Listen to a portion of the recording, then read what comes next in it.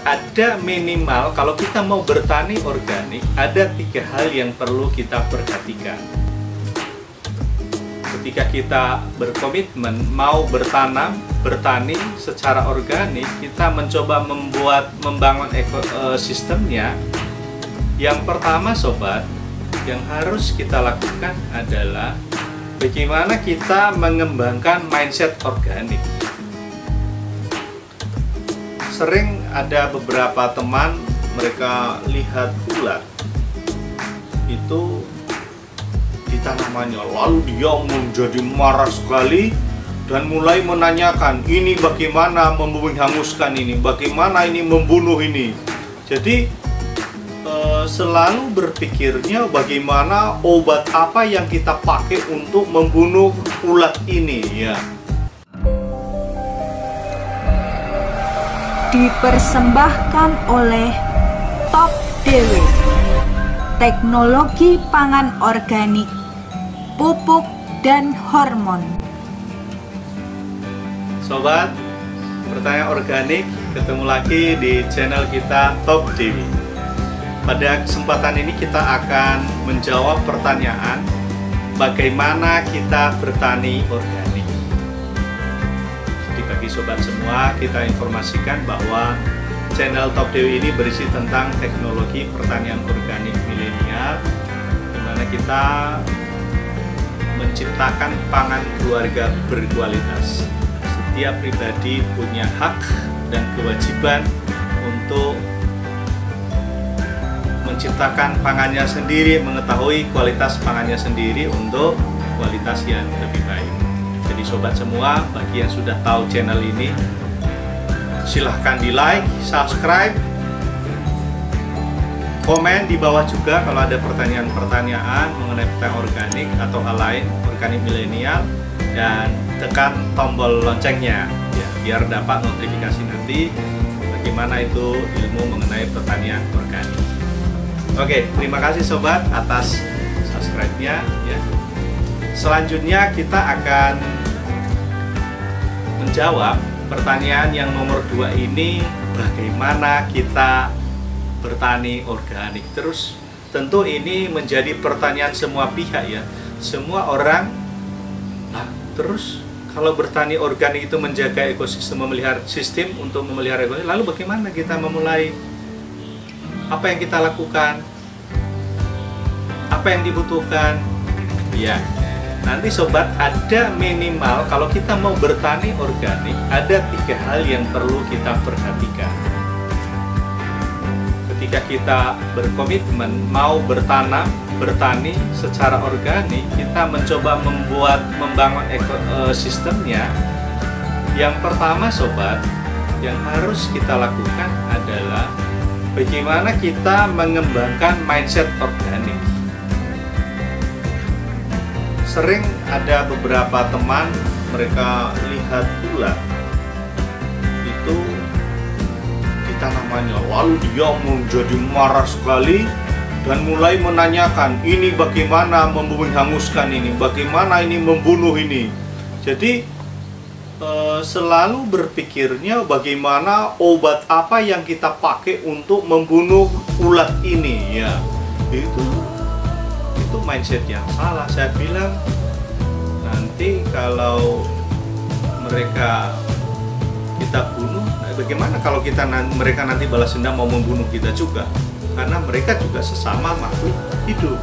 Jadi salah satu mindset yang kita harus bangun kalau kita mau mengembangkan pertanian organik itu adalah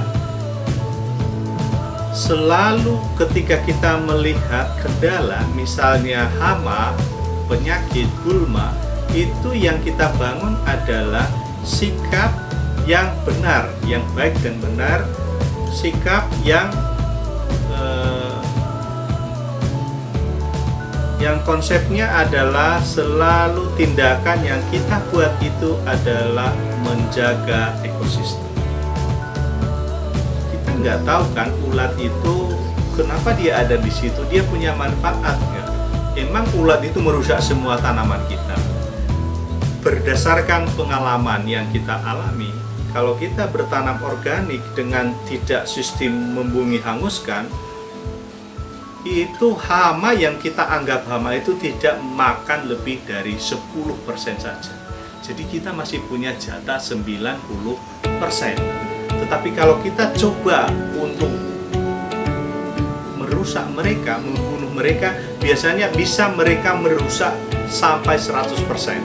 Bisa 20%, bisa 30%. Kenapa? Karena mereka marah. Mereka karena kita memancing perlawanan antara sesama kita. Maka dalam tindakan apapun yang kita lakukan adalah bagaimana kita tetap konsepnya memelihara ekosistem. Jangan sampai melakukan permusuhan dengan sesama makhluk yang lain, karena itu akan berakibat fatal bagi kita juga yang notabene punya niat, punya keinginan untuk bertani. Pertama, mindset harus diperbarui. Ada gulma, jangan bagaimana kita membunuh rumput ini, obat apa yang paling mujarab untuk menghabisi ini. Tidak, tetapi kita memikirkan hal yang paling efektif, paling ramah lingkungan, dan tidak merusak tanah, merusak air, merusak juga diri kita, dan juga nanti tidak merusak tanaman juga.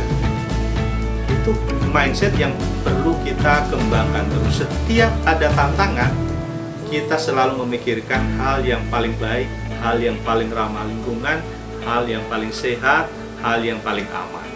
Bukan hal mati, bunuh, membunuh, enggak. Tapi kita selalu memperhatikan ekosistemnya, memeliharanya, lalu menjaganya untuk apa? Tujuannya adalah untuk produktivitas yang berkelanjutan. Itu konsep atau mindset pertanian organik yang pertama. Yang kedua, sobat, ketika sobat muda, sobat tua, sobat nenek-nenek ya mulai memutuskan bertani organik, mulai saat itu berhenti menggunakan pupuk dan pestisida sintetis. Itu selesai. Nggak usah takut. Apakah itu bisa berhasil? Bisa. Apakah bisa lebih baik? Jaminan. Dengan Top DW kita garansi juga bahwa dengan formula organik yang kita kembangkan, formula yang kita temukan berdasarkan permasalahan yang ada, kita menemukan formula Top DW ini yang bisa menggaransi bahan alami, tidak ada residu, itu bisa menggaransi hasil maksimal. Bisa lebih baik, kualitas juga lebih baik, kuantitas juga meningkat. Jadi poin yang kedua adalah ketika sobat semua memutuskan untuk bertani organik, berhenti saat itu juga menggunakan pupuk dan pestisida sintetis. Mengapa? Bagaimana? Itu nanti kita juga bisa, kalau ada pertanyaan silakan diisi di kolom komentar ya. Nah, ada tanggapan, monggo. Ini terbuka, ini bukan hal yang mutlak, tetapi ini hanya kita berbagi ilmu. Semoga kita bisa menginspirasi sobat semua, bisa menambah pengetahuan, dan juga bisa mengaktifkan pertanyaan yang lain lagi, sehingga kita ada diskusi lebih jauh, yang kita bisa lebih berkontribusi untuk mengembangkan sistem pertanian organik kita. Oke, yang poin ketiga adalah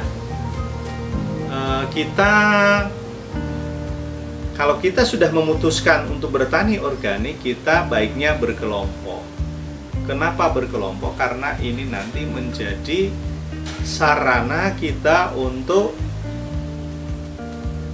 menuju kepada sertifikasi. Jadi kita semakin berkelompok, semakin banyak, itu nanti pembiayaannya juga semakin murah. Sertifikasi ini nanti bisa berhubungan dengan lahan yang mau kita pakai untuk bertanam, berhubungan dengan hasil produksi pangan kita, hasil produksi dari pertanian kita itu, dan juga terhadap diri kita. Jadi kalau ada pertanyaan, wah, pertanian organik itu sulit ya, susah ya. Sebetulnya bisa ya, bisa tidak. Kapan pertanian organik itu menjadi sulit, menjadi hal yang yang berat ketika orang yang mau memulai bertani organik itu dia belum kompeten. Kapan pertanian organik itu menjadi sesuatu yang gampang, yang praktis, yang membantu, yang meringankan, yang menurunkan biaya, yang meningkatkan produktivitas. Pertanian organik saat itu adalah ketika pribadi orang yang terjun di pertanian organik itu kompeten. Kenapa? Karena orang yang kompeten dalam hal pertanian organik, dia punya 3 hal. Dia punya pengetahuan mengenai pertanian organik yang baik dan benar. Terus dia punya skill yang cukup, bagaimana dia membuat pupuk, menangani hama penyakit, mengelola pertanian organik itu sendiri. Lalu juga dia punya sikap yang benar. Ya, salah satu sikap yang dituntut dalam pertanian organik itu bagaimana kita menangani hal-hal yang terjadi di lapangan itu secara benar, termasuk juga kejujuran kita. Jadi 3 hal ini kalau sudah dimiliki dalam bertani organik, segala permasalahan yang dihadapi dalam pertanian organik itu tuntas, tas. Jadi pokoknya beres, gak ada masalah. Jadi makanya dalam poin yang ketiga ini adalah bagaimana kita mencoba berkelompok. Kenapa penting berkelompok ini tadi? Karena memang semakin kita berkelompok bersama-sama, kita juga membuat beban itu lebih gampang. Pertukaran ilmu satu dengan yang lain juga lebih cepat, karena setiap pribadi nanti tentu mempunyai kemampuan yang berbeda. Maka dengan kelompok ini membuat kita lebih cepat saling belajar, lebih cepat menyelesaikan permasalahan yang kita hadapi secara bersama. Oke sobat, mungkin demikian saja jawaban yang kita sampaikan di pertanyaan nomor kita ini, bagaimana kita bertani organik. Menarik kan sobat?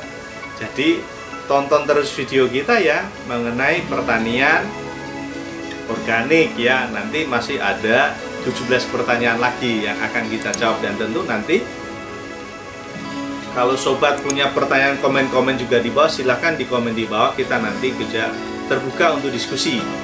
Semoga nanti pertanian organik kita, pertanian organik SNI di Indonesia itu semakin berkembang, semakin banyak orang kompeten dalam hal pertanian organik, sehingga kita bisa mencapai kemandirian pangan lewat pertanian organik. Oke sobat, terima kasih. Bagi yang belum like, silahkan di like ya, subscribe ya, dan tekan tombol loncengnya ya. Sobat, sampai ketemu lagi di waktu yang akan datang. Terima kasih, Top TV.